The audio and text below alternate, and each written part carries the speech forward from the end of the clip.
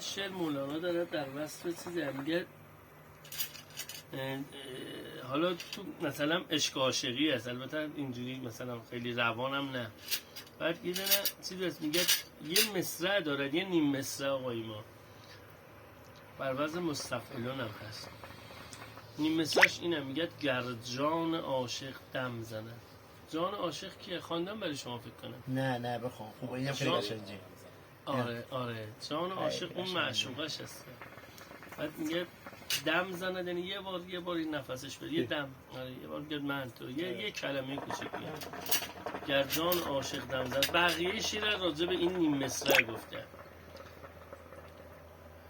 گر جان عاشق دم زند آتش در این عالم زند، این عالم بی اصل را چون ذره ها بر هم زند. عالم همه دریا شود، دریا ز هیبت لا شود. آدم نماند آدمی گر خویش با آدم زند. دودی برآید از فلک، نی خلق ماند نی ملک. زان دود ناگه آتشی بر گنبد اعظم زند. بشکافد آن دم آسمان، نی کون ماند نی مکان. شوری در افتد در جهان، وین سور بر ماتم زند. گه آب را آتش برد، گه آب آتش را خرد. گه موج دریای عدم بر اشهب و ادهم زند. خورشید افتد در کمی از نور جان آدمی. کم پرس از نامحرمان آنجا که محرم کم زند. مریخ بگذارد نری، دفتر بسوزد مشتری. مه را نماند مهتری، شادی او بر غم زند. افتد عطارد در وحل، آتش در افتد در زحل.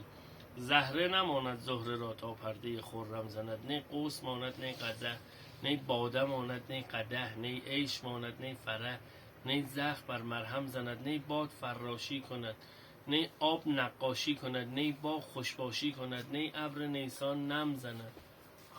نی درد ماند نی دوا، نی نای ماند نی نوا. نی خس ماند نی گوا، نی چنگ زیر و بم زند. اسباب در باقی شود، ساقی به خود ساقی شود. جان ربی الاعلی گود، دل ربی الاعلم زند. برجه که نقاش ازل بار دوم شد در عمل، تا نقش های بی بدل بر کسوه معلم زند. حق آتشی افروخته تا هرچه ناحق سوخته. آتش بسوزد قلب را، بر قلب آن عالم زند. گاهی قلم کاغذ شود، کاغذ ز خود بی خود شود. جان خصم نیک و بد شود، هر لحظه خنجر زند. خورشید حق دل شرق او، شرقی که هر دم برق او. بر پوره ادهم جهد، بر عیسی مریم زند. گر آتش دل برزند، بر مؤمن و کافر زند. صورت همه معنا شود، گر مرغ معنا پر زند. عالم همه ویران شود، جان غرقه طوفان شود. آن گوهری کو آب شد، آن آب پرگوهر زند. پیدا شود سر نهان، ویران شود نقش جهان. موجی برآید ناگهان از خاک، بر کوثر زند. هر جان که اللهی شود، در خلوت شاهی شود. ماری بود ماهی شود، از خاک پرگوهر زند. از آفتاب مشتعل هر دم ندا آید به دل. تو شمع این جان را بهل، تا باز شمعت سر زند. تن لایق جانان کنی، تن لایق جانان کنی. سر را چرا پنهان کنی؟ زر هر دمی خوشتر شود، از زخم کان زرگر زند. دل مست از باده ازل می گفت خوش خوش این غزل.